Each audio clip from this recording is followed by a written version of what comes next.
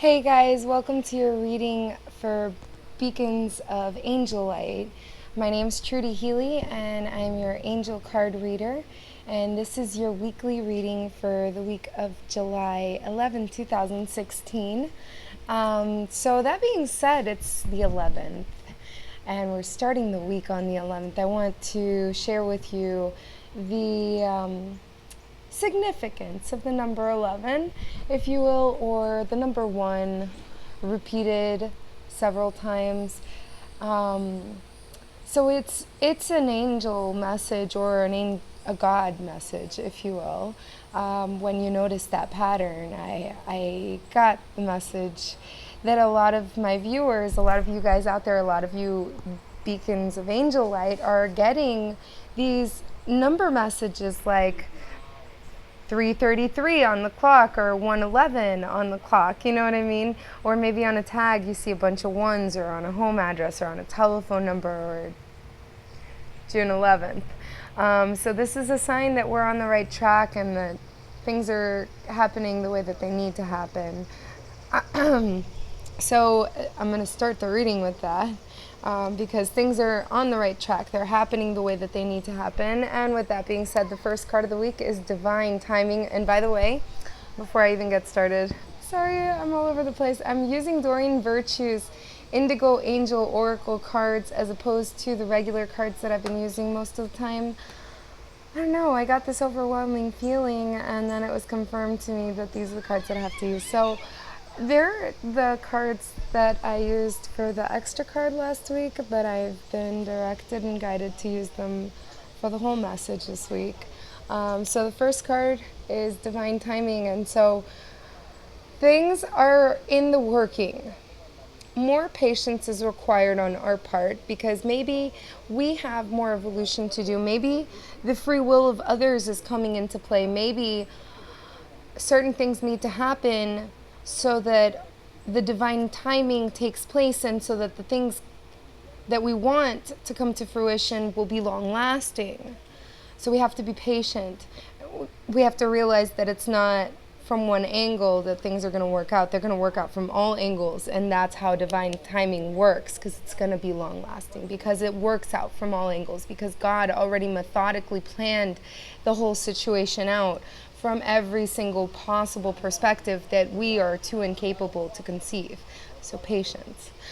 Oh, and it's a really hard lesson. I am right here with you. Okay, the significance of the number 11 also has to do with manifesting, keeping your thoughts in the light. It is that simple and that complicated, because it is really hard to control your thoughts. So stay away from anger, sadness, and fear. These are the lower vibrations. You want to live in love and harmony. Speaking of love and harmony, I want to send out my condolences to anyone who may have experienced a loss in this last week. A lot of tragic events took place, and so I send out my sincerest condolences.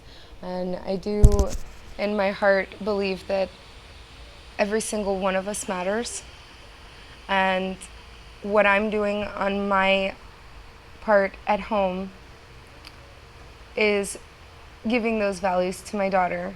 An attitude of gratitude, an attitude of humility, and equality. None of us is better than the other, none of us is more important than the other, yet all of us are equally important, and all of us are equally beautiful and unique. So with that being said, manifesting, the significance of the number 11 is your capability to manifest and to keep your thoughts in the light. So it's a reminder, if you're seeing it, your mind is powerful, you're being called for your mission. And the card is saying to us to keep our thoughts in the light, and that we are capable of manifesting our most wildest dreams. We have not only to manifest exactly what we want in the outcome, but maybe even the people that we want joining us. Manifest the harmony, global harmony even. Like this one's holding the universe in his hands. So it's really grand what we can do with our mind. Put it to good use. Then we have the Explorer. And this card, I mean, we're the Explorer. We're wandering here over the bridge into, the great beyond. And, there's other things that we learn about along the way. And just because we learn something new, it's like we have a new idea, a new perspective, and a new door opens. So explore, because you will run into the things that you need to run into, and the angels are ready to guide you that way, and you're ready for the guidance too. This is key. You're ready for the guidance. And then we have look through the situation. And so this card is encouraging us to not be caught up in the mundane, to not be caught up in what's in front of us in this 3D plane, to be able to see the grander picture, to be able to appreciate, why this moment is so hard, because the blessing that's coming beyond it is so much more grand. And it's hard to comprehend that as the hardship is unfolding. But then in hindsight, and I know you've all experienced this, in hindsight, you know that difficulty was only a stepping stone in order to be able to make you receive or understand how the blessing works out. So look past the situation, like the girl is doing when she's looking into the grass. All over here you're seeing nothing but grass, and she somehow found, what are these called, lavenders, and they're beautiful flowers. So look beyond the situation. And then we have the card of acceptance. So this is encouraging us to accept that there are other free wills at play. And there are things that we are not going to be able to change about our lives, and situations and circumstances and people that we can't change. Now, that being said, you can accept, you can move on, you can move forward. You can let it go. Or you can hold on and accept it. I mean, that's on you. You're the author of your book, but acceptance is definitely key. And that's the reading for the week. So I hope that gave to you a lot.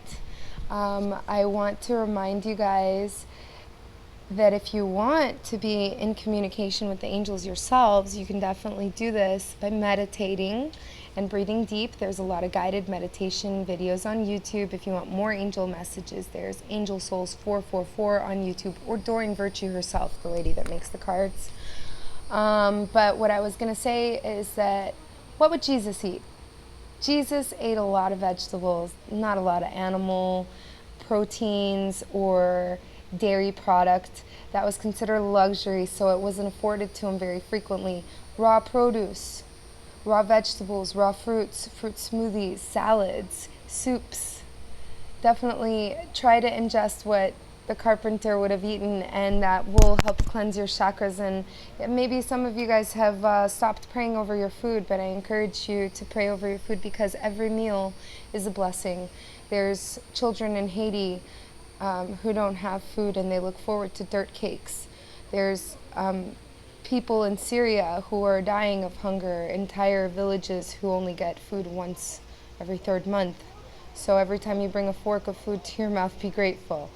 It's an attitude of gratitude that's going to persevere. So guys, I send you off with all of the healing, loving, positivity, energy, all of the just wonderful, harmonious feelings that I possess inside of me. I want to flood you with all that. So I hope you have a wonderful week. Stay away from the media. It's filled with negativity right now. I tried putting out a good message. I didn't have the right words. Stay away from the media. The TV is filled with nasty, nasty. Watch the songs you listen to. Try to stay away from lyrics. Lyrics have subliminal messages. Commercials have subliminal messages. Watch what conversations you're carrying. Just, I don't know, maybe like meditation music or classical music or instrumental music, you know, guys, keep the message light because we have to stay light.